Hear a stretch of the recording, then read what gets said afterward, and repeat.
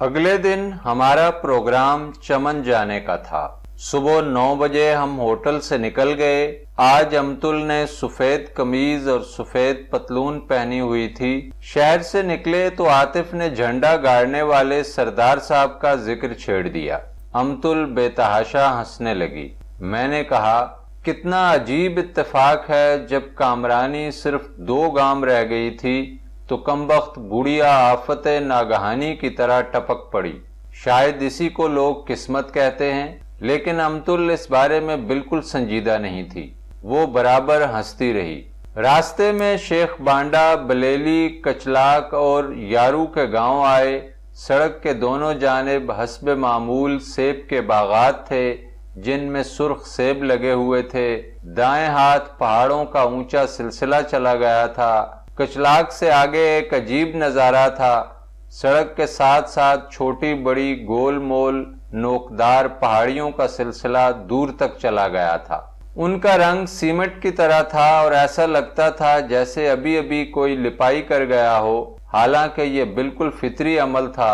امتل نے دور تک پھیلے ہوئے ان ٹیلوں کو دیکھ کر کہا، ایسا معلوم ہوتا ہے کہ زمانہ وسطیٰ کا کوئی لشکر خیمہ زن ہے۔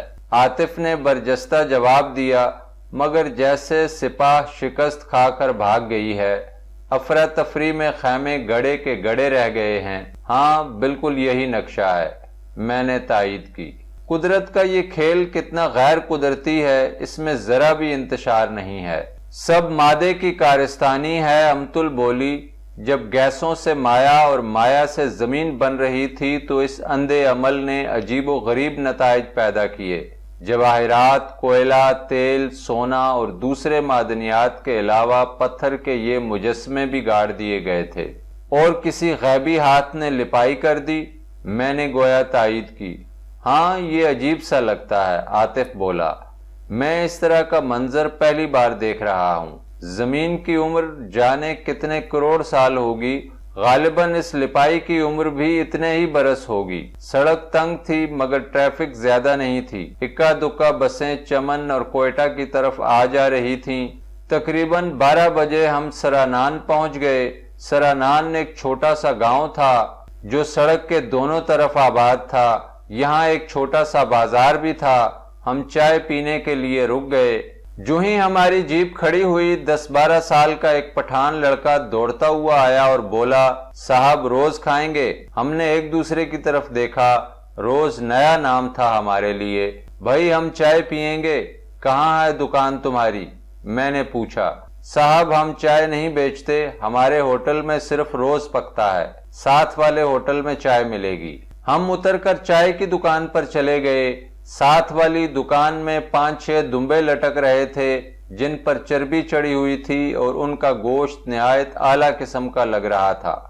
لڑکے نے ہمیں پھر ترغیب دی، صاحب آپ روز دیکھ لیجئے، بہت لذیذ گوشت ہوتا ہے، بہت دور دور سے لوگ کھانے کے لیے آتے ہیں۔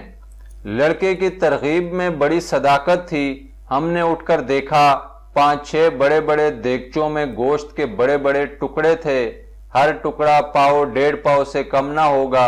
2.5 روپے فی پلیٹ، کچھ زیادہ قیمت بھی نہیں تھی۔ سوائے نمک کے اس میں اور کوئی مسالہ نہیں ڈالا گیا تھا۔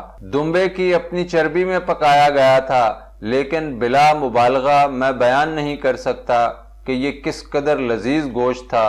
یوں کہیے کہ ہم تینوں میں سے کسی نے بھی اتنا لذیذ گوشت قبل ازیں نہیں کھایا تھا۔ امتل، جس کا کام و دہن سے اتنا گہرا لگاؤ نہیں تھا، وہ بھی روز کی تعریف میں پیش تھی۔ گوشت کے اس لذیذ ٹکڑے کی وساطت سے بلوچستان کا سارا کلچر ہماری روح میں اتر گیا۔ دوسرے دکاندار نے پوچھے بغیر چائے کے بجائے ہمیں قہوہ بیچ دیا۔ لڑکے نے کہا، روز کھانے کے بعد آپ کو قہوہ ہی پینا چاہیے، آپ کا گلا صاف ہو جائے گا اور ہاضمہ بھی جلد ہوگا۔ قہوہ پی کر ہم اٹھے، ادھر ادھر بازار میں گھومے۔ بھاری بھرکم شلواروں، لمبی قمیضوں، بھاری پگڑیوں اور واسکٹوں میں ملبوس پٹھان اب ہمیں اجنبی نہیں لگ رہے تھے۔ روز پکانے اور کھانے والے لوگ بالکل ہمارے اپنے آدمی تھے۔ ان لوگوں نے ہمیں ایک نیا ذائقہ دیا تھا اور اب ہم ان میں گھل مل گئے تھے، اور ہمیں اس ثقافت پر فخر ہو رہا تھا کیونکہ یہ ہمارا اپنا ملک تھا۔ جب ہماری جیپ روانہ ہو گئی تو میں نے جذباتی ہو کر کہا، یہ ہوتا ہے انسان کا انسان سے تعلق۔ امتل جو ہمارے درمیان بیٹھی تھی چونکی، مگر میں نے اپنی بات جاری رکھی۔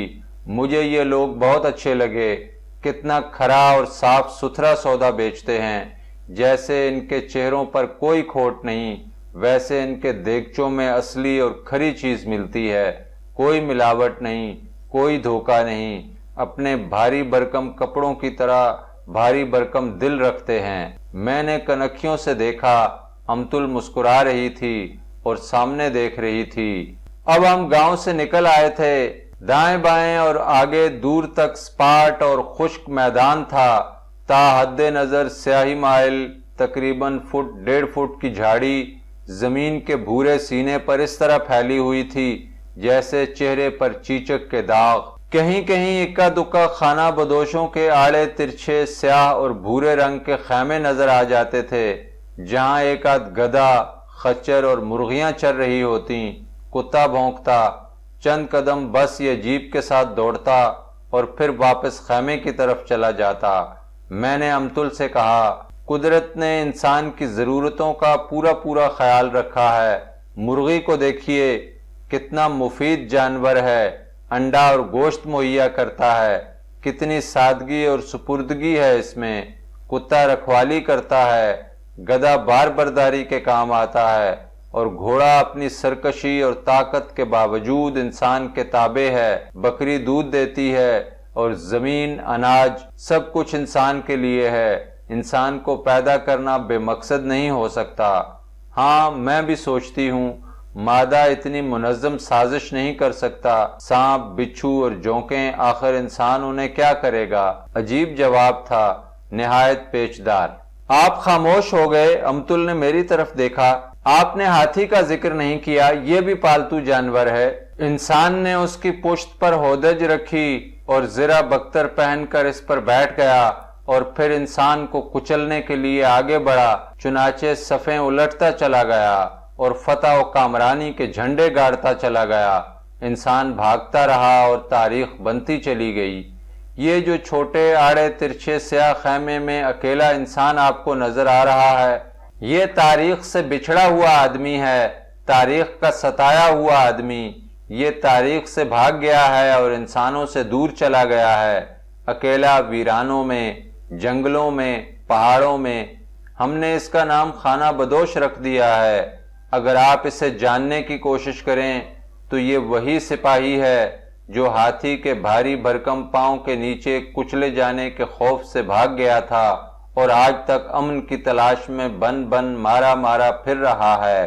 یہ خانہ بدوش نہیں وسیم صاحب، تاریخ سے بچھڑا ہوا انسان ہے۔ سوال یہ نہیں ہے کہ ہم اس کے بچھڑنے کا رونا روئیں، میں نے اسے جواب دیا۔ سوال یہ ہے کہ ہم اسے احساس دلائیں کہ انسان سے بھاگنا ترک کر دے اور اس کے دل میں جو خوف بیٹھا ہوا ہے نکال دے کہ فرار زندگی کا مفہوم نہیں ہے۔ یہی تو ٹیڑھا مسئلہ ہے کہ ہم اسے زندگی کا مفہوم نہیں سمجھا سکتے۔ امتل نے نرمی سے کہا، خود ہمیں کون سا زندگی کا مقصد معلوم ہے؟ آدھی دنیا مذہب کو مانتی ہے، مگر پھر یہی آدھی دنیا مختلف مذاہب میں بٹ جاتی ہے۔ ہر مذہب زندگی کا مقصد بیان کرتا ہے۔ اب اس اکیلے انسان کو کون سا مفہوم بتائیں گے اور کیا مقصد بیان کریں گے؟ اجتماع کی تفسیر خود ہماری سمجھ میں تو آتی نہیں، اس اکیلے انسان کو کیسے قائل کریں گے؟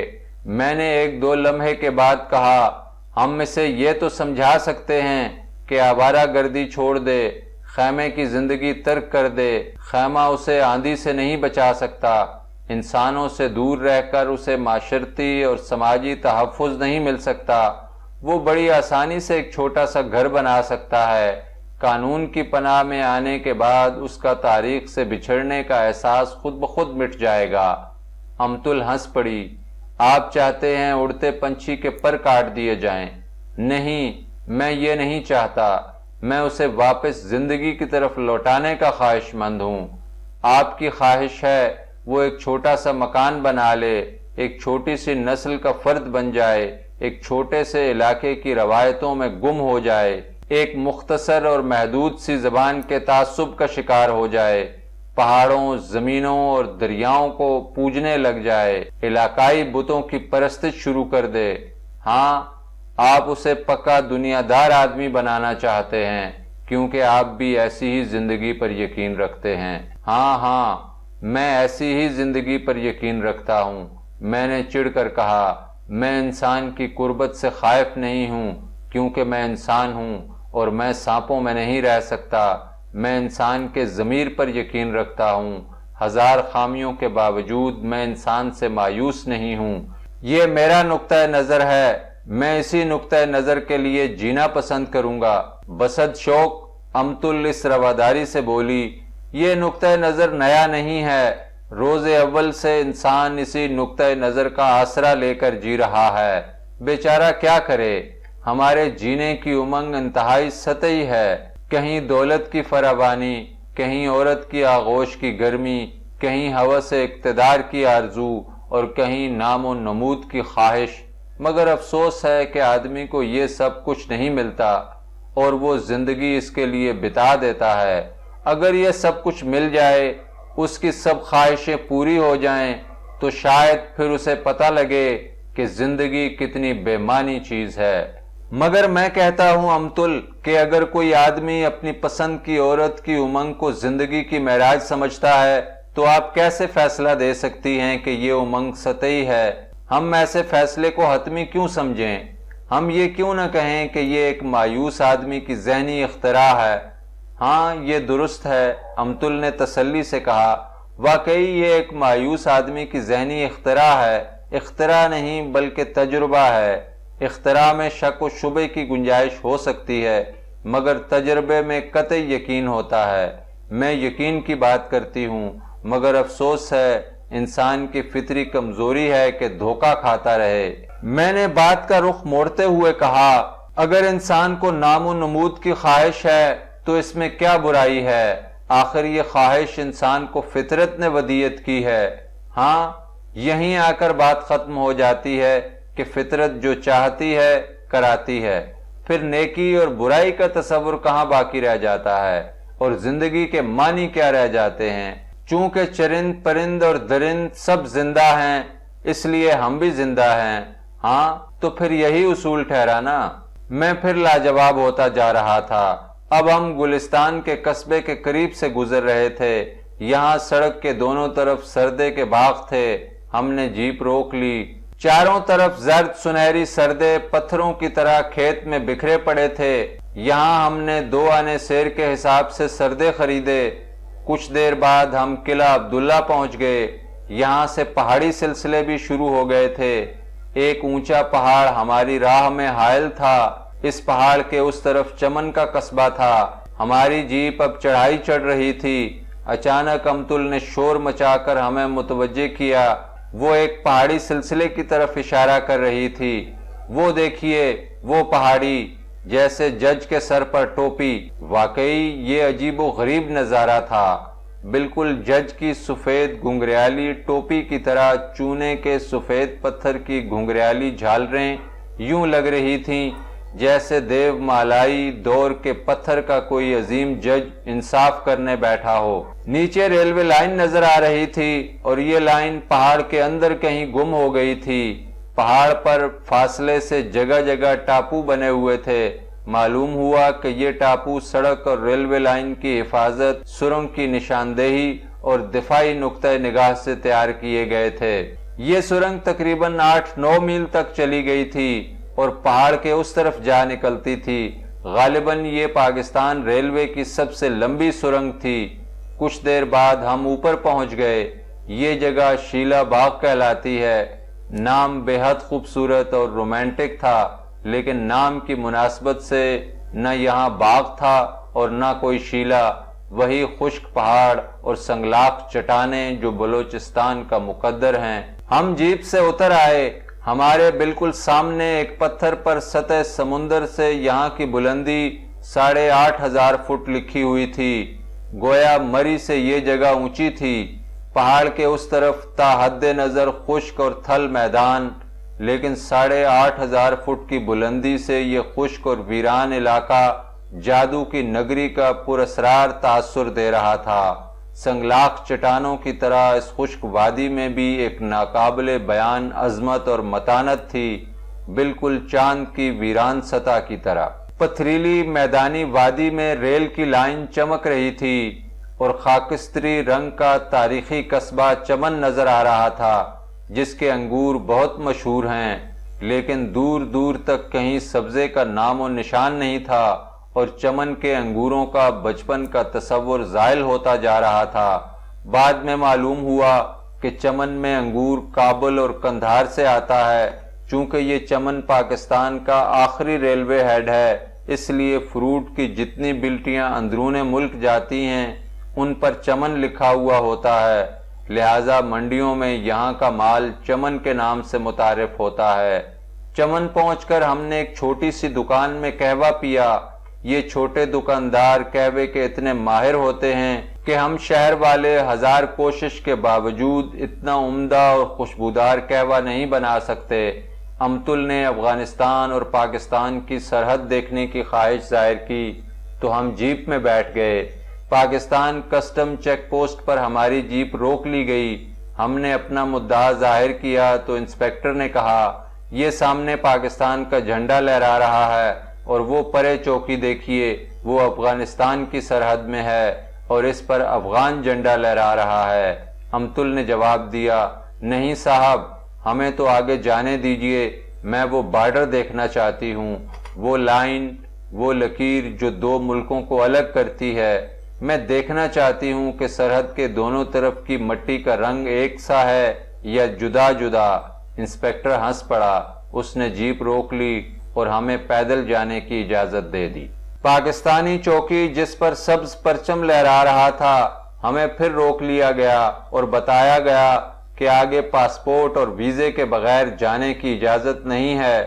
تارکول کی پکی سڑک دونوں ملکوں کو ملا رہی تھی۔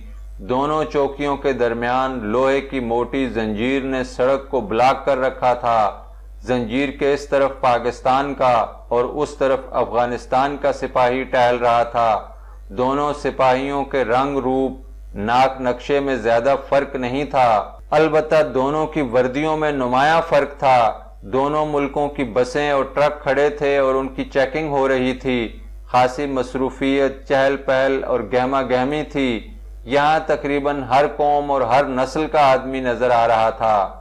دونوں چوکیوں کے دائیں بائیں گاؤں آباد تھے۔ یہ گاؤں دیش کہلاتے ہیں۔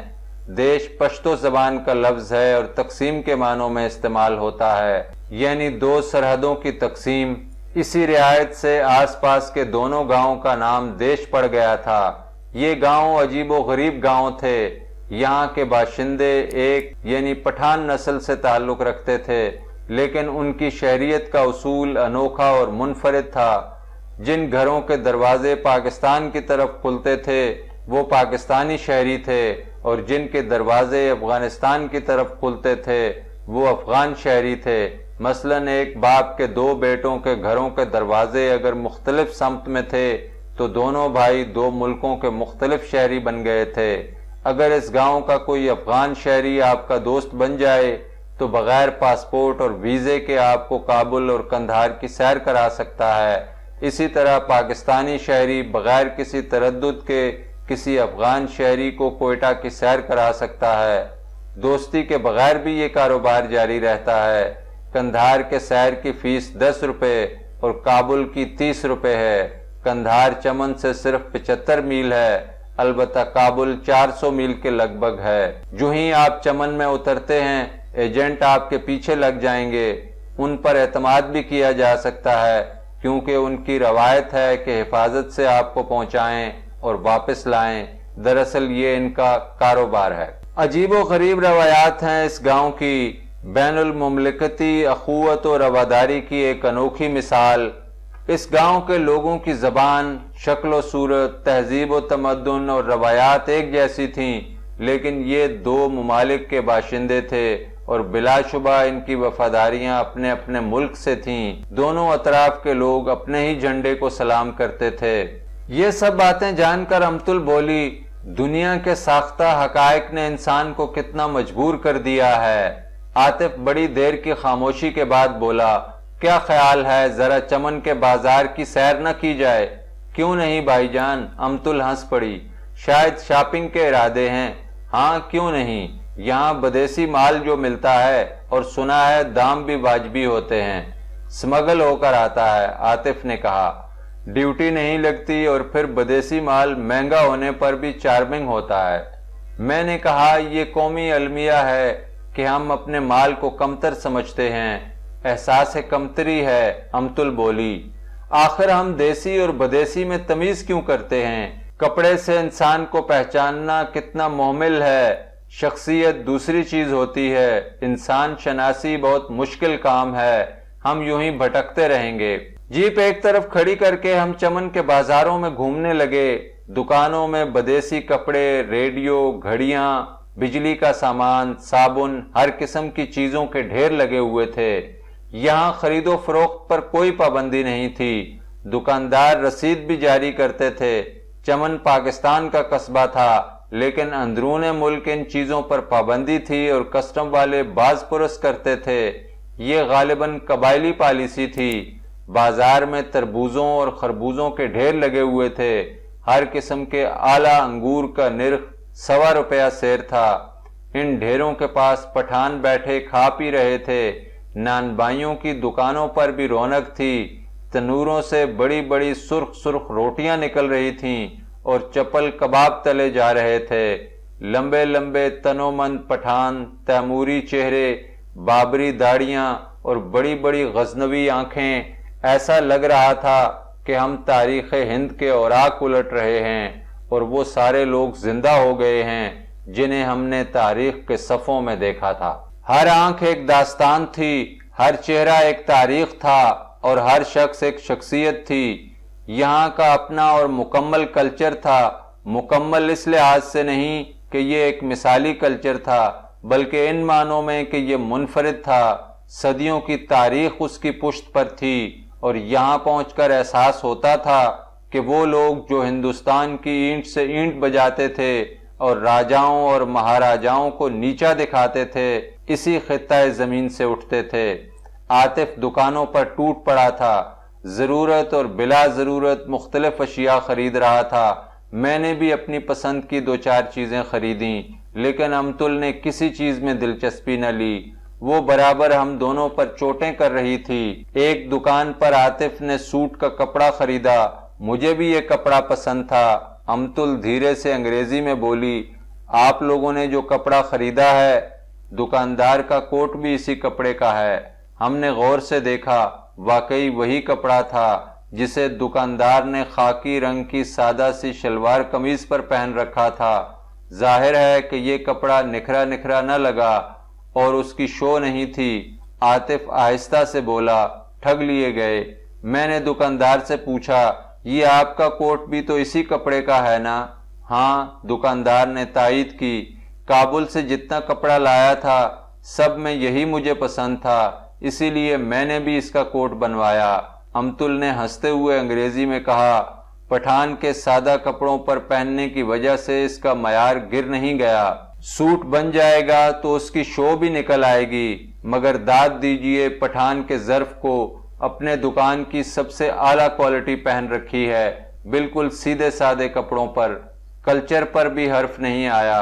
आली ज़र्फी भी कायम है। इसे एहसास है कि इसके जिस्म पर क्या है। आतिफ को कदरे इत्मीनान हुआ। उसने एहतराम से दुकानदार की तरफ देखा, जिसके सर पर कीमती मशहदी लुंगी बंधी हुई थी और उसका चेहरा सुर्ख था और उसका कद 6 फुट से भी कदरे ज्यादा था। बाजार में घूमते हुए हमने 2-4 आदमी ऐसे भी देखे जिनके रंग रूप में पठानों वाली बात नहीं थी। उनके लहजे में भी सख्ती के बजाय नरमी थी और उनके चेहरों पर मलाहत के साथ साथ ताबेदाराना अंदाज और तासुर था। उनका रवैया पठान दुकानदारों के मुकाबले में बिल्कुल मुख्तलिफ था। थोड़ी देर बाद ही इंकशाफ हो गया कि इस तरह के तमाम दुकानदार हिंदू थे जो क़याम पाकिस्तान के बाद भी भारत मुंतकिल नहीं हुए थे। मैंने अमतुल से कहा, 2 नस्लों के रंग रूप और नफ्सियात में कितना तजाद है। आबो हवा भी इस पर असर अंदाज नहीं हो सकी। अमतुल ने जवाब दिया, فطرت کی طرح نسل بھی اپنی مخصوص خوبیاں اور برائیاں اپنے ہم رکاب رکھتی ہے۔ جرمنی کو دیکھیے، ان کی جفا کشی اور ذہانت ضرب المثل ہے۔ جاپانی نسل بھی ایک خاص روایت رکھتی ہے۔ چینی اور ہندو دنیا کے جس حصے میں بھی ہوگا اپنے کلچر کی برابر نمائندگی کرے گا۔ یہ دونوں نسلیں دنیا کی کسی تہذیب میں گڈمڈ نہیں ہوتیں۔